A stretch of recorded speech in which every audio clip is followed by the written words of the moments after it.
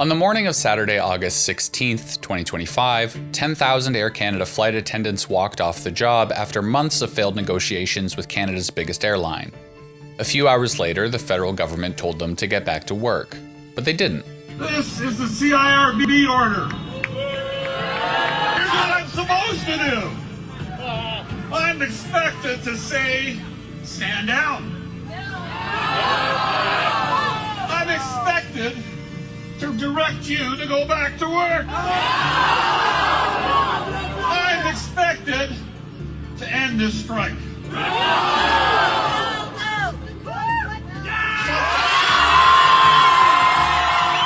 The sequence of events somewhat mirrors a few strikes that have happened over the last number of years, where the Liberal government has invoked a previously obscure section of labor law to force unions back to work. But the Air Canada strike is unique because workers have defied the back-to-work order, even as their strike was deemed illegal. So let's explain the Air Canada strike. Why are workers on strike in the first place? How and why did the government order them back to work? And what impact will it have on air travel, politics, and future strikes? The reason Air Canada's flight attendants have gone on strike is quite simple, and it has to do with unpaid work. It doesn't seem to be well known, but flight attendants are not actually paid the whole time they're working. Their hourly wage only kicks in once the plane starts to take off. That means that the entire time that Air Canada flight attendants are checking in passengers, boarding, doing that safety demonstration no one pays attention to, being stranded on the tarmac if a flight is delayed, and deplaning, they're not being paid a cent. The negotiations between Air Canada and the union stalled because Air Canada was offering half of their hourly wages during that time, and the union wanted their full hourly amount. An Angus Reid poll found that Canadians agreed with the flight attendants overall. The poll found that 59% of those polled thought providing flight attendants with their full hourly wage when they report for work at the airport was more important than keeping airfares as low as possible, regardless of the airline's pay policies. This is not a unique policy for Air Canada. Most airlines do this. It helps to keep flight costs low, especially since the time before and after the plane takes off can be unpredictable. If your plane is delayed for multiple hours due to a storm, for example, should the airline eat the cost of paying the flight attendants that whole time? Would the cost be passed on to consumers? But also out of context, it's a bit crazy. Flight attendants can work for hours, sometimes longer than the flight time, without being paid at all. Air Canada offered a 32.5% increase in total compensation over 4 years, but 99.7% of the union members voted to strike. A union representative said that they had never received this offer from Air Canada. Just hours after the strike began, Jobs Minister Patty Hajdu invoked Section 107 of the Canada Labour Code, a somewhat controversial section that gives the minister the power to order the end of a work stoppage, in order to, quote, maintain or secure industrial peace. In a statement, Hajdu said that the risk to Canada's economy from the strike was simply too great, and that a work stoppage could cause thousands of Canadians to be stranded abroad and across this country, and this is simply unacceptable. The Air Canada strike has been incredibly disruptive. Over 500,000 customers have been affected. Around 2,300 flights were cancelled. The Liberal government under Justin Trudeau used Section 107 a number of times, ordering unionized employees at ports, rail yards, and Canada Post back to work. These unions are taking the government to court for this, saying it violates their constitutional rights to strike and negatively impacts the bargaining process. And they have a fair argument. The government has used Section 107 to order workers back when their strikes are deemed too impactful. That's the point of a strike. If a strike is not inconvenient or damaging, it loses its bargaining power. A strike is workers saying, hey, if you won't give us what we want, we'll make it so no one gets mail, or people's flights are cancelled.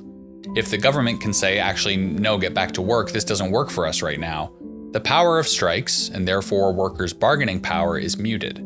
Listen to this excerpt from Air Canada's CEO on Bloomberg when talking about Section 107 and its impact on how they prepared for the strike. What efforts did you make in advance to secure seats for passengers in the event of a strike? You can't do that. We have agreements with over 100 different airlines to access their inventory. And so we stepped into that as soon as the strike happened. But you didn't make any provisions before to ensure that passengers, or at least some of them, would get to where they're going? Well, we thought, obviously, the Section 107 would be enforced and that they wouldn't illegally avoid the Section 107. Right, so you made no provision because you didn't realize the union would do this. They gave us no indication they would do this. This is the first instance in which the government has used Section 107 and the workers have refused to comply. The government's order didn't simply tell the flight attendants to go back to work. It appointed a third party, the Canada Industrial Relations Board, to arbitrate and basically decide on the terms of a new contract between Air Canada and the union, since 8 months of talks had gone nowhere. Instead, the union defied the order, risking potential fines or even jail time for their senior members. What the penalties are for defying the back-to-work order are unclear. In the past, governments had passed back-to-work legislation that came with clear penalties, such as $100,000 per day of a strike. In 2015, the Supreme Court of Canada determined that the right to strike is constitutionally protected. Since the Supreme Court's 2015 ruling, those types of legislations have been nearly impossible to pass. And so, if the Air Canada strike continued long enough, a federal court would likely have had to decide on what penalties the union would incur. But all of that ended up being somewhat moot. Strike against Air Canada appears to be over. The union representing the nearly 10,000 flight attendants on the picket line says they reached a tentative agreement early this morning.